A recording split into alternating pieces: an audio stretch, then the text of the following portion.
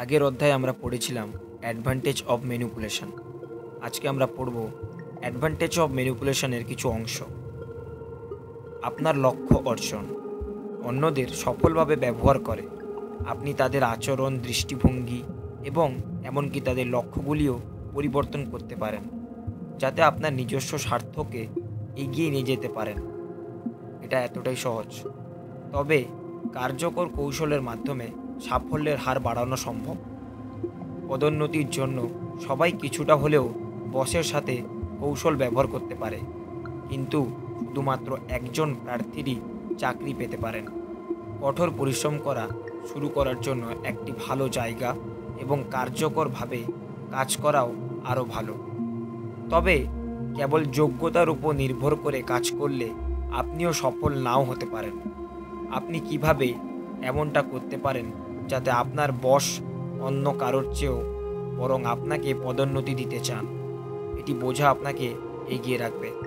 একইভাবে তোমার ত্রাসকে বলা একটা জিনিস যে তুমি পছন্দ করো, কিন্তু তাদের আকাঙ্ক্ষার বস্তু হওয়া আরেক জিনিস। কার্যকর কারসাজি হলো এমন একটি পরিস্থিতি তৈরি করা যেখানে তোমার সাফল্য সবচেয়ে সম্ভাব্য অথবা আদর্শভাবে অনিবার্য ফলাফল। 2 নম্বর, অন্যদের সাহায্য করুন। যদি আপনি কোনো উদ্দেশ্যের ওপর বিশ্বাস করেন, তাহলে আপনি তার সাফল্যকে আরও এগিয়ে নিয়ে কৌশল ব্যবহার করে এটিকে সমর্থন করতে পারেন। এটি কোনো আত্মীয়কে অভিশাপ দেওয়া বন্ধ করার জন্য একটি গালিগালাজ ব্যবহার করা থেকে শুরু করে আপনার রাজনৈতিক দলের পক্ষে সমর্থন অর্জন করা পর্যন্ত যে কোনো কিছু হতে পারে। এটি তোমার নিজের লক্ষ্য অর্জনের মতোই, কিন্তু তুমি তোমার নিজের লক্ষ্যের পরিবর্তে কারো বা অন্য কিছুর স্বার্থ প্রতিস্থাপন করছো। সংজ্ঞায় যেমন বলা হয়েছে, কারসাজি হলো প্রভাব বিস্তারের এক রূপ। 3 নম্বর, অন্যদের কারসাজির বিরুদ্ধে নিজেকে সতর্ক রাখুন। কারসাজি সম্পর্কে আপনি যত বেশি বুঝবেন, অন্যদের দ্বারা কারসাজি এড়াতে আপনি তত বেশি প্রস্তুত থাকবেন। অন্যদের কারসাজি মূলত আচরণগুলি স্বীকৃতি দেওয়া কেবল তাদের প্রভাব থেকে আপনাকে রক্ষা করবে না, বরং আপনি তাদের লক্ষ্য সম্পর্কে আরও জানতে পারবেন। আপনার মনকে এমন তথ্য দিয়ে রাখবেন যা আপনি তাদের কারসাজি করতে ব্যবহার করতে পারেন। এমন পরিস্থিতি সম্পর্কে সচেতন থাকা কঠিন নয়, যেখানে আপনি কৌশলী আচরণের সম্মুখীন হতে পারেন। আরও কঠিন হলো কিভাবে আপনাকে কৌশলী আচরণ করা হচ্ছে তা সর্বদা চিহ্নিত করা। এর একটি গুরুত্বপূর্ণ অংশ হলো অন্যান্য পক্ষের লক্ষ্যগুলি বোঝা এবং তারা যে কোনো মুহূর্তে কিভাবে সেই লক্ষ্যগুলি অর্জনের চেষ্টা করছে। এই তথ্যের সাহায্যে আপনি কেবল অন্যদের আচরণ চিনতে এবং সেগুলিকে পুঁজি করতে পারবেন না, বরং আপনার প্রতিপক্ষে ভবিষ্যতের পদক্ষেপগুলি ভবিষ্যবাণী করার ক্ষমতাও বিকাশ করতে পারবেন। এর জন্য আবেগগত বুদ্ধিমত্তা প্রয়োজন, কারণ নিজেকে আপনার লক্ষ্যের জায়গায় স্থাপন করতে সক্ষম হওয়া একান্ত প্রয়োজন। এই ক্ষমতা বিকাশের ক্ষেত্রে শুরু করার জন্য একটি ভালো জায়গা হলো আপনার কর্মের মাধ্যমে আপনার নিজস্ব আচরণ মূল্যায়ন করা এবং বস্তুনিষ্ঠ দৃষ্টিকোণ থেকে আপনার পছন্দগুলি বুঝতে শেখা। এটি করার জন্য কিছু অনুশীলনের প্রয়োজন হবে, তবে পরবর্তী অধ্যায়গুলিতে এটি সম্পর্কে কিছু বিস্তারিত আলোচনা করা হবে। পরবর্তী অধ্যায়, ম্যানিপুলেশন ফান্ডামেন্টালস। আর দেরি না করে এখন সময় এসেছে অন্যদের ব্যবহার করার কিছু গুরুত্বপূর্ণ দিক নিয়ে আলোচনা করার। প্রাথমিক অধ্যায়গুলির জন্য ধন্যবাদ। এখন আপনার এই অধ্যায়ের ধারণাগুলিকে প্রেক্ষাপট দেওয়ার এবং ব্যবহার করার কার্যকর পদ্ধতি সম্পর্কে একটি সাধারণ ধারণা তৈরি করার ভিত্তি তৈরি করা উচিত। পদ্ধতিবিদ্যা অধ্যায়ে আপনি শিখবেন কিভাবে এই ধারণাগুলি ব্যবহার করে একটি সুসংহত কৌশল তৈরি করতে হয়, যা অন্যদের সফলভাবে ব্যবহার করার এবং আপনার লক্ষ্য অর্জনের সম্ভাবনা উন্নত করবে। 1 নম্বর, গোল, লক্ষ্য। আপনার লক্ষ্য। যেহেতু আপনি সম্ভবত ইতিমধ্যেই আপনার চারপাশের লোকদের কিছুটা হলেও কারসাজি করেছেন, এবং নিজেও কারসাজির শিকার হয়েছেন। তাই কার্যকর কারসাজি অর্জনের প্রথম গুরুত্বপূর্ণ পদক্ষেপ হলো আপনার লক্ষ্যগুলি বোঝা এবং সংজ্ঞায়িত করা। লক্ষ্য নির্ধারণ না করে আপনার বর্তমান কারসাজি প্রচেষ্টার কার্যকারিতা পরিমাপ করা অসম্ভব। এর মানে এই নয় যে আপনি ইতিমধ্যেই কিছুটা কার্যকরিতার সাথে কারসাজি করছেন না। কিছু মানুষ স্বাভাবিকভাবেই বেশি কারসাজি করে এবং কিছু মানুষ স্বাভাবিকভাবেই কারসাজি করে, তবে দুটি সবসময় ওভারল্যাপ করে না। তোমার কাজকর্ম এবং অন্যদের আশেপাশের আচরণ নিয়ে চিন্তা করে শুরু করো। কর্মক্ষেত্রে অথবা তোমার সামাজিক পরিমণ্ডলে তুমি কাকে ইতিবাচকভাবে দেখো অথবা কাকে নেতিবাচকভাবে দেখো তা বিবেচনা করো। আরও বিবেচনা করো বিভিন্ন মানুষের সাথে তুমি কেমন আচরণ করো এবং তাদের সম্পর্কে তোমার মতামতের সাথে তা পুরোপুরি মিলে কিনা। সম্ভাবনা বেশি যে এটাও নাও হতে পারে। আসলে তুমি সম্ভবত ইতিমধ্যেই যা করছো তা হলো ক্ষমতা এবং প্রভাবশালী বলে বিশ্বাসী অন্যর কাছে থেকে ভালো মতামত অর্জনের জন্য কাজ করে। এটি একটি খুবই সাধারণ পদ্ধতি যা সমাজে সবাই গ্রহণ করে। একটি স্পষ্ট উদাহরণ হিসেবে বলতে গেলে আপনার বসের সাথে আপনার আচরণ সম্ভবত আপনার সহকর্মীদের থেকে আলাদা। তাদের সম্পর্কে আপনার ব্যক্তিগত মতামতই যাই হোক না কেন, তোমার হয়তো একটি নির্দিষ্ট লক্ষ্য থাকতে পারে, যেমন এক্স অবস্থানে পৌঁছানো। অন্যথায় তুমি হয়তো শুধু প্রভাব বিস্তারের চেষ্টা করছো। তুমি হয়তো নিজের জন্য একটি সহজ কর্মজীবন তৈরি করার চেষ্টা করছো, দায়িত্ব এড়িয়ে যাচ্ছ এবং তোমার কম উৎপাদনশীলতাকে ঢেকে রাখার জন্য যা করতে পারো তা করছো। হয়তো তুমি এমন একজন সহকর্মীর কাছাকাছি আসার জন্য অভিনয় করছো যার প্রতি তুমি রোমান্টিকভাবে আগ্রহী। এগুলো কেবল ধারণা। প্রতিদিনের শেষে তোমার নিজের আচরণ সম্পর্কে ভাবো। তুমি কী নিয়ে চিন্তা করো এবং অর্জনের চেষ্টা করে সারাদিন কাটিয়েছো। স্বাভাবিকভাবেই তুমি ইতিমধ্যে এই লক্ষ্যগুলির দিকে কাজ করে যাচ্ছ। যখন তুমি সত্যিই বুঝতে পারবে তোমার বর্তমান উদ্দেশ্য কী, তখন তুমি নিজেই অবাক হতে পারো। কার্যকরভাবে পরিচালনা শুরু করার জন্য এক্ষুনি সময় আপনার লক্ষ্যগুলিকে স্পষ্টভাবে এবং সচেতনভাবে সংজ্ঞায়িত করার। যদি আপনি ইতিমধ্যেই তা করে থাকেন তাহলে তা দুর্দান্ত। নিশ্চিত করুন যে আপনার কাছে একটি স্পষ্টভাবে সংজ্ঞায়িত শেষ বিন্দু আছে। কেবল কর্মক্ষেত্রে ভালো করার পরিবর্তে একটি বুদ্ধি অর্জন করুন বা আরও ভালো প্রতি বছর এক্স বেতন অর্জন করার বিবেচনা করুন। শুধুমাত্র একটি লক্ষ্য নির্ধারণ না করে একটি তারিখও নির্ধারণ করে আপনি নিজেকে ব্যর্থতা এড়াতে অতিরিক্ত অনুপ্রেরণা দিচ্ছেন। একটি স্পষ্ট লক্ষ্য নির্ধারণের মাধ্যমে আপনি আপনার লক্ষ্যের বিপরীতে আপনার কর্মকাণ্ড মূল্যায়ন শুরু করতে পারেন। নিজেকে জিজ্ঞেস করুন, এই পদক্ষেপ কি আপনাকে এক্স অর্জনে সাহায্য করবে? এবং আপনি ইতিমধ্যেই আরও বুদ্ধিমান সিদ্ধান্ত নিতে সক্ষম হতে পারেন। তবে এক্ষুনি পড়া বন্ধ করবেন না। হঠাৎ আপনার আচরণ পরিবর্তন করার আগে কিছু গুরুত্বপূর্ণ বিবেচনা করা হবে। ঘাসের মধ্যে সাপের জন্য সতর্ক থাকুন। পরবর্তী অংশ, অন্যদের লক্ষ্য। যদিও আপনার নিজস্ব লক্ষ্যগুলি আপনার প্রচেষ্টা সাফল্য পরিমাণ করার উপায়, অন্যদের লক্ষ্যগুলি একটি সফল ম্যানিপুলেশন কৌশল গঠনের মূল চাবিকাঠি। কারসাজির মূল চাবিকাঠি হলো অন্যদের লক্ষ্যকে নিজের লক্ষ্য অর্জনের জন্য ব্যবহার করা। এটি কারসাজির সবচেয়ে বিস্তৃত তত্ত্ব এবং এই বইয়ের কারসাজি পদ্ধতি মূল বিষয়। মাঝে মাঝে আপনি হয়তো দাঁড়িয়ে থাকতে পারেন এবং কাউকে তাদের নিজস্ব লক্ষ্য অর্জনে সাহায্য করতে পারেন। এটি এমন একজন কর্মচারী হিসেবে হতে পারে যার কাছে আপনার বসের ভূমিকার সাফল্য অর্জনের জন্য গুরুত্বপূর্ণ সম্পদ রয়েছে। এমনটাও হতে পারে যে আপনিই বস এবং লোকেদের পদোন্নতি দেওয়ার ক্ষমতা আপনার আছে। তাদের বরখাস্ত না করে তাদের লক্ষ্য অর্জনে সাহায্য করার ক্ষমতা অবহেলা করবেন না। অন্যদের লক্ষ্য অর্জনে সাহায্য করার জন্য যা যা প্রয়োজন তা তাদের কাছে আপনার সহজাত মূল্য প্রদান করে। আপনার লক্ষ্যগুলি আপনার উপকারের জন্য অন্যের লক্ষ্যগুলির সাথে মিথস্ক্রিয়া করতে পারে এমন কিছু পরিস্থিতির উদাহরণ এখানে দেওয়া হলো। পেশাদার ক্ষেত্রকে রেফারেন্স হিসেবে ধরে রাখলে, ধরুন আপনার একজন সহকর্মীকে একটি বাণিজ্য প্রদর্শনীতে ব্যবসায়িক ভ্রমণের দায়িত্ব দেওয়া হয়েছে। সেই সময়ে তাদের বৃহত্তর কর্মজীবনের লক্ষ্য যাই হোক না কেন, সম্ভবত তাদের অর্জনের অংশ হবে একটি সফল বাণিজ্য প্রদর্শনী।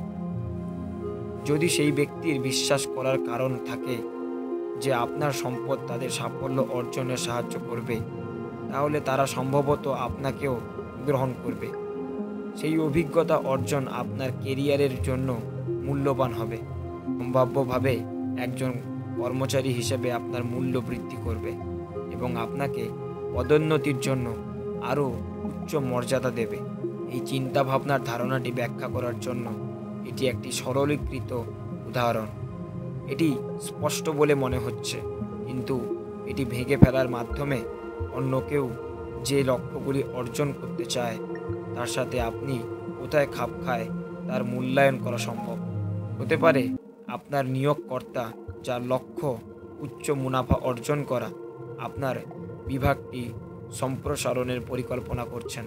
তারা হয়তো সিদ্ধান্ত নেবেন এটি আপনার বিভাগের সাফল্য বা আপনার প্রদত্ত পরিষেবার জন্য একটি বর্ধিত বাজারের উৎক্ষেপণের উপর নির্ভর করে। নক-অন প্রভাব, আপনার শ্রমের জন্য বর্ধিত প্রয়োজনীয়তা হবে। হঠাৎ আপনার মূল্য বেড়ে যাবে এবং আপনার বসের পক্ষে আপনাকে বেতন বৃদ্ধির প্রস্তাব প্রত্যাখ্যান করা কঠিন হতে পারে। উদাহরণস্বরূপ, ধরুন আপনি একটি নির্মাণ কোম্পানিতে কাজ করেন এবং একটি নতুন প্রযুক্তির সামনে আছে যার জন্য বিশেষজ্ঞ ক্রেন পরিচালনার প্রয়োজন হয় এবং আপনি একজন অভিজ্ঞ ক্রেন অপারেটর। এই ক্ষেত্রে আপনার বস সম্ভবত আরও ক্রেন অপারেটর নিয়োগ করতে চাইছেন, যার জন্য সময় লাগে। সম্ভবত তাদের পক্ষ থেকে প্রশিক্ষণ এবং অন্যান্য বিনিয়োগের প্রয়োজন হয়। সম্ভবত আপনাকে বেতন বৃদ্ধি করলেও আপনার বস নতুন কাউকে নিয়োগের খরচ এড়াতে পারবেন। ঝামেলা তো দূরের কথা, এই দুটি উদাহরণেই আপনার কাউকে তাদের লক্ষ্য অর্জনের সাহায্য করার ক্ষমতা আছে। এটি আপনার সাফল্যকে এগিয়ে নিয়ে যায়। এখানে কোনো কারসাজির উপাদান নেই, এটি কেবল আপনার লক্ষ্যগুলি অন্যদের লক্ষ্যগুলির সাথে কিভাবে সম্পর্কিত হতে পারে তা বিশ্লেষণ। এই কারসাজি এই পরিস্থিতিগুলি গড়ে তোলার মাধ্যমে আসবে যাতে অন্যরা তাদের লক্ষ্য অর্জনের জন্য যে পদক্ষেপ নেয় তা নিশ্চিত করার জন্য কাজ করে, যাতে তারা তাদের নিজস্ব লক্ষ্যের সাথে সামঞ্জস্যপূর্ণ হয়। এবার ব্যক্তিগত সম্পর্কের কথা ভাবুন। কল্পনা করুন যে আপনি অন্য কারোর প্রতি রোম্যান্টিকভাবে আগ্রহী। আপনার চূড়ান্ত লক্ষ্য হতে পারে সেই ব্যক্তির সাথে সম্পর্ক স্থাপন করা। হঠাৎ করেই সব কিছু অত্যন্ত জটিল হয়ে ওঠে। একজন ব্যক্তি আপনার সাথে সম্পর্কে থেকে কী চাইবে তা কেবল স্পষ্ট নয়, এমনকি নিজের কাছেও এটি স্পষ্ট নয়। অনেকেই অন্যদের প্রতি তাদের আকর্ষণের ভিত্তি কী তা বিবেচনা করেনি। তাই যদি আপনি পরিস্থিতিকে কার্যকরভাবে নিয়ন্ত্রণ করতে চান যাতে আপনার সম্পর্কের সূচনা হয়, তাহলে আপনার সেই ব্যক্তিকে তাদের নিজের চেয়েও ভালোভাবে বোঝার প্রয়োজন হতে পারে। আপাতত শুধু চিন্তাভাবনার বিষয় হিসেবে ধারণাটিকে ধরে রাখুন। পরবর্তী অংশ, কর্ম। ইতিমধ্যেই বারবার কর্মের কথা উল্লেখ করার পর তাদের জন্য একটি অনুচ্ছেদ উৎসর্গ করা উপযুক্ত। কর্ম হলো মানুষের কৃতকর্ম। একজন ব্যক্তির কর্ম তার আচরণকে সংজ্ঞায়িত করে। আচরণগত ধরন শনাক্তকরণে বারবার কর্মগুলি শনাক্ত করা ছেড়ে যেতে পারে। আচরণগত ধরন শনাক্তকরণে বারবার কর্মগুলি শনাক্ত করা যেতে পারে। একটি কর্ম মুখের অভিব্যক্তি একটি কর্মমুখের অভিব্যক্তি অথবা অনিচ্ছাকৃত শরীরের নড়াচড়া, বক্তৃতা এবং সিদ্ধান্তের পাশাপাশি সংহিতা বা নাশকতার যে কোনো কিছু হতে পারে। পরবর্তী অংশ, টুলস। লক্ষ্যগুলি বোঝার, অন্যদের কার্যকরভাবে পরিচালনা করার জন্য প্রয়োজনীয় তথ্য সরবরাহ করে। অন্যদিকে সরঞ্জামগুলি হলো সেই কাঁচামাল যা আপনার হাতে রয়েছে সেই লক্ষ্যগুলিকে প্রভাবিত করার জন্য, অথবা অন্যদের দ্বারা সেগুলি অর্জনের জন্য গৃহীত পদক্ষেপগুলিকে প্রভাবিত করার জন্য। এই বইতে পূর্বে প্ররোচনাকে একটি পদ্ধতি হিসেবে উল্লেখ করা হয়েছিল, তবে টুলসটি আরও সঠিকভাবে বর্ণনা করে যে কিভাবে নিম্নলিখিত ধারণাগুলি কার্যকরভাবে পরিচালনা করার জন্য টুলগুলি আচরণ করে। পরবর্তী অংশ, শক্তি।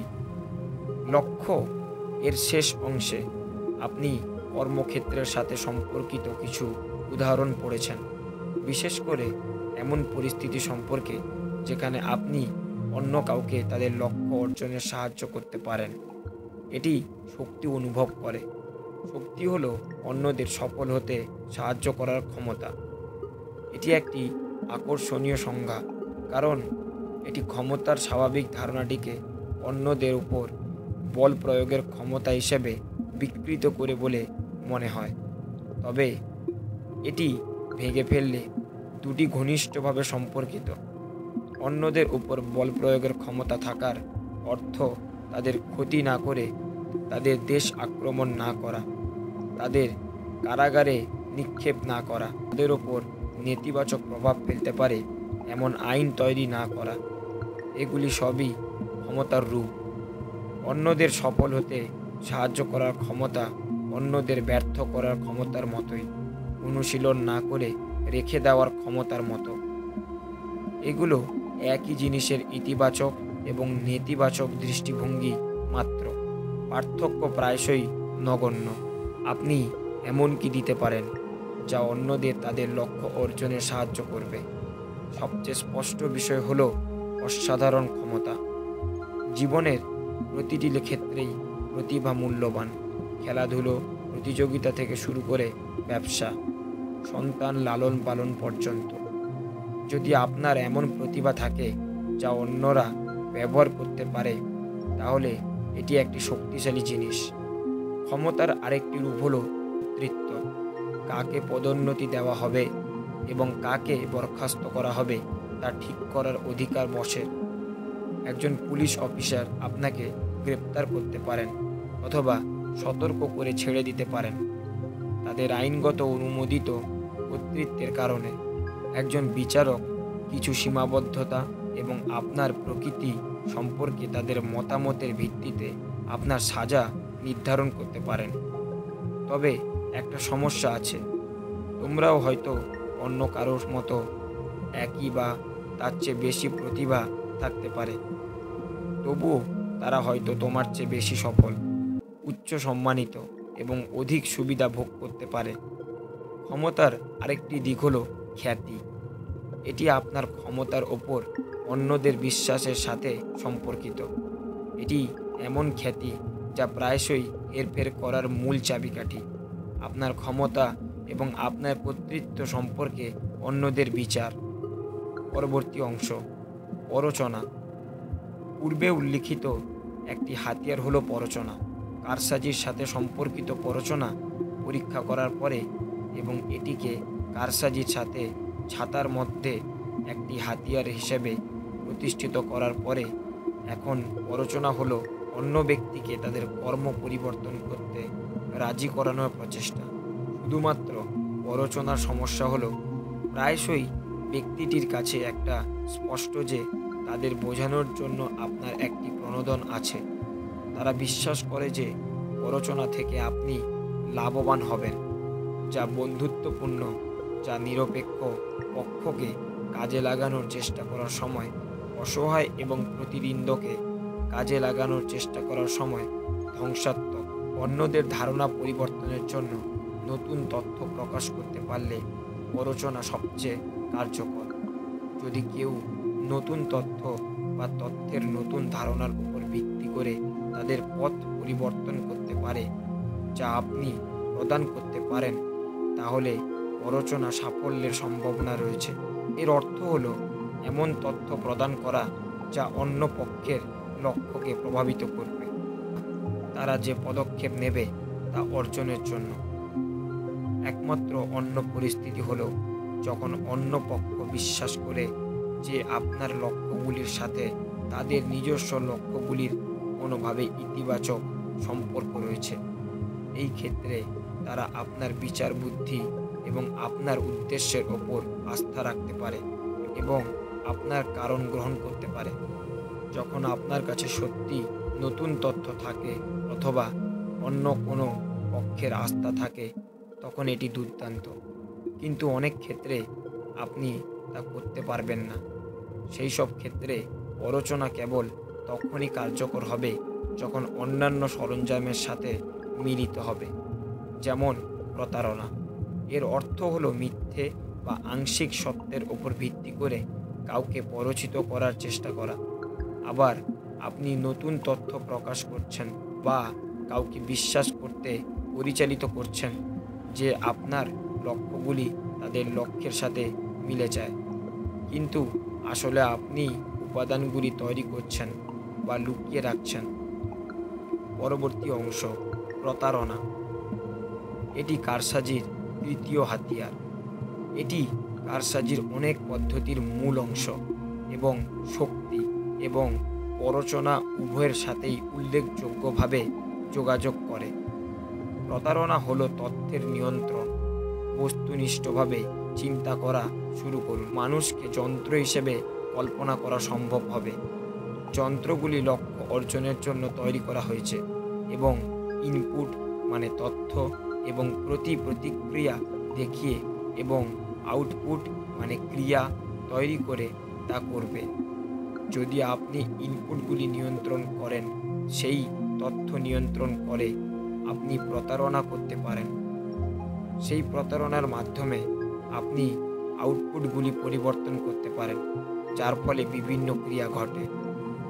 কারসাজির ক্ষেত্রে প্রতারণা কেন কেন্দ্রীয় ভূমিকা পালন করে তা হলো, আপনি যে পক্ষগুলিকে কারসাজি করেন তাদের বিশ্বাস করা গুরুত্বপূর্ণ যে তাদের কাজগুলি তাদের নিজস্ব স্বার্থকে এগিয়ে নিয়ে যাচ্ছে। অন্যথায় তাদের এই পদক্ষেপ নেওয়ার কোনো কারণ নেই।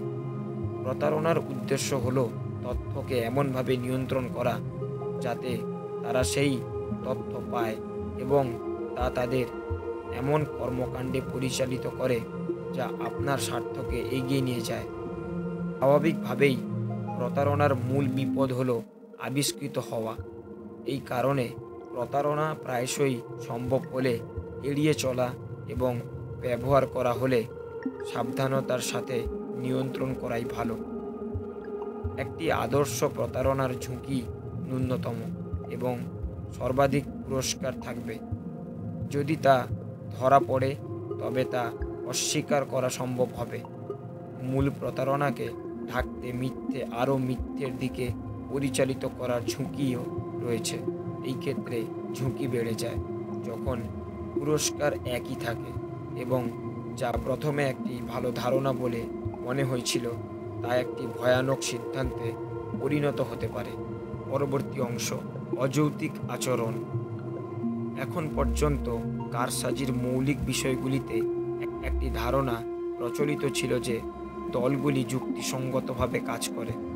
এটি সাধারণভাবে একটি ভালো ধারণা, কিন্তু লোকের কাছে যা অযৌক্তিক আচরণ বলে মনে হতে পারে তা প্রায়শই কারোর অপ্রত্যাশিত লক্ষ্য থাকার ঘটনা। কারোর লক্ষ্যের যৌক্তিকতা মূল্যায়ন করা তোমাদের কৌশলগত প্রচেষ্টার জন্য খুব একটি গ্রহণের বিষয় নয়। যদিও এই লক্ষ্যগুলির অস্থিরতা পরিবর্তনের দায় গ্রাহকের বিষয়, কিন্তু তাদের যুক্তিসঙ্গতা তা নয়। গুরুত্বপূর্ণ বিষয় হলো একজন ব্যক্তির কর্মকাণ্ডের মাধ্যমে তার লক্ষ্য নির্ধারণ করা এবং সেই লক্ষ্যগুলিকে তাদের ভবিষ্যৎ কর্মকাণ্ডের ভবিষ্যবাণী এবং কৌশলগত বিষয় হিসেবে ব্যবহার করা।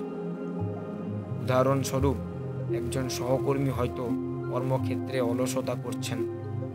তারা হয়তো পদোন্নতি পেতে বা আপনার বসের উপর ভালো ধারণা তৈরি করতে প্রয়োজনীয় কোনো কাজ করছেন না। তাদের আচরণ কি অযৌক্তিক? এটা তাই মনে হতে পারে, কিন্তু শুধুমাত্র যদি আপনি ধরে নেন যে তাদের মূল লক্ষ্য তাদের কেরিয়ারকে এগিয়ে নেওয়া, আসলে তারা হয়তো সহজ ভ্রমণের সন্ধান করছেন, অথবা অফিসে প্রেমের আগ্রহ অর্জনে মনোনিবেশ করছেন। তারা হয়তো কাজের বাইরে তাদের জীবনে আরও আগ্রহী এবং কেবল কাজের সময় কিছুটা অবসর পেতে বেছে নিতে পারেন, যাতে তারা আবার সারা রাত পার্টি করতে পারেন। এই অর্থে তাদের কাজগুলি অযৌক্তিক নয়, তারা কেবল অন্য লক্ষ্য অর্জনের জন্য প্রস্তুত। এই লক্ষ্য কি যুক্তিসঙ্গত? এটা খুব একটা গুরুত্বপূর্ণ নয়। অযৌক্তিক আচরণ হলো এমন কর্ম সম্পাদনে জ্ঞানী ও ব্যর্থতা যা একজনের লক্ষ্য অর্জনে সহায়তা করে। আগের উদাহরণে দেখানো ব্যক্তির হয়তো আগামী 2 বছরের মধ্যে বিক্রয় প্রধান হবার লক্ষ্যে থাকতে পারে। এর অর্থে এই নয় যে তাদের আসল লক্ষ্যগুলি সামঞ্জস্যপূর্ণ। যদি কেউ সচেতনভাবে তাদের লক্ষ্য অর্জনের জন্য কাজ না করে, তাহলে তাকে আর তাদের লক্ষ্য বলা যাবে না।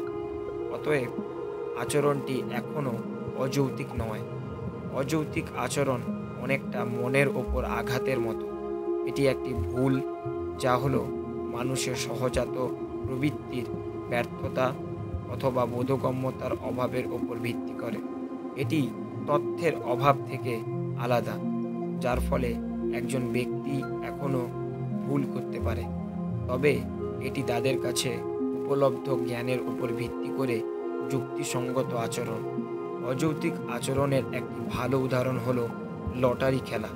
সবাই জানে যে আপনার টিকিট জেতার সম্ভাবনা কতটা কম, কিন্তু অনেকেই খেলেন বড় জয়ের সুযোগের জন্য। মানুষের সহজাত প্রবৃত্তির কিছু একটা মানুষকে পুরস্কারের জন্য জুয়া খেলতে উৎসাহিত করে। সোশ্যাল মিডিয়া অ্যাপগুলিও একই পদ্ধতি ব্যবহার করে। যারা আবিষ্কার করেছে যে অবিরাম স্ক্রলিং ফিল্ড হলো মানুষের প্রবৃত্তির ঝাঁকুনি উপভোগ করার নিখুঁত উপায়। লোকেরা পৃষ্ঠাটি নিচে এবং নিচে স্ক্রোল করে, নতুন পোস্ট এবং বিষয়বস্তু প্রকাশ করে। প্রতিবার জুয়া খেলে যে কোনো কিছু আগ্রহের হবে নাকি আরও বেশি উত্তেজিত হবে। এটি লটারির মতো একই ঝুঁকি ও পুরস্কার প্রতিক্রিয়ার ভূমিকা পালন করে। আরও বেশি বিজ্ঞাপন ভিউ পেতে, লোকেদের দীর্ঘ সময় ধরে অ্যাপ ব্যবহার করতে এবং তাদের আয় বাড়াতে মানুষ এই প্রবৃত্তিকে কাজে লাগায়। পদ্ধতিগুলোর প্রতি সকলেই অন্যদের মতো ততটা ঝুঁকিপূর্ণ নয়। এই বইয়ের পদ্ধতির সাথে যুক্তিসঙ্গত আচরণ যেভাবে খাপ খায় তা পর্যবেক্ষণকৃত আচরণের অংশ। আচরণ অযৌক্তিক হওয়ার অর্থ এই নয় যে এটি এলোমেলো। প্রায়শই এটি পূর্বাভাস দেওয়া যায়। এটি কোনো ব্যক্তি বা দলকে বোঝার ক্ষেত্রে যুক্তিসঙ্গত আচরণের মতোই কার্যকর করে তোলে। গুরুত্বপূর্ণ বিষয় হলো অযৌক্তিক আচরণের সম্ভাবনা সম্পর্কে সচেতন থাকা, এটি শনাক্ত করা এবং কারসাজির ক্ষেত্রে এটিকে আপনার পদ্ধতিতে ব্যবহার করা। বন্ধুরা, আজকে আমরা ডার্ক সাইকোলজির এই পর্যন্তই আলোচনা করব। পরবর্তী অধ্যায় জানার জন্য অবশ্যই আমাদের চ্যানেলটিকে সাবস্ক্রাইব করুন এবং পরবর্তী অধ্যায়গুলোর জন্য নোটিফিকেশন বেল অন করে রাখবেন। পরবর্তী ভিডিও 2-3 দিনের মধ্যেই আসবে। ভিডিওটি কেমন লাগলো অবশ্যই কমেন্ট বক্সে জানাবেন, আর আপনারা কোন বইয়ের ওপরে গল্প শুনতে চান সেটা অবশ্যই কমেন্ট বক্সে কমেন্ট করবেন। ধন্যবাদ সবাইকে।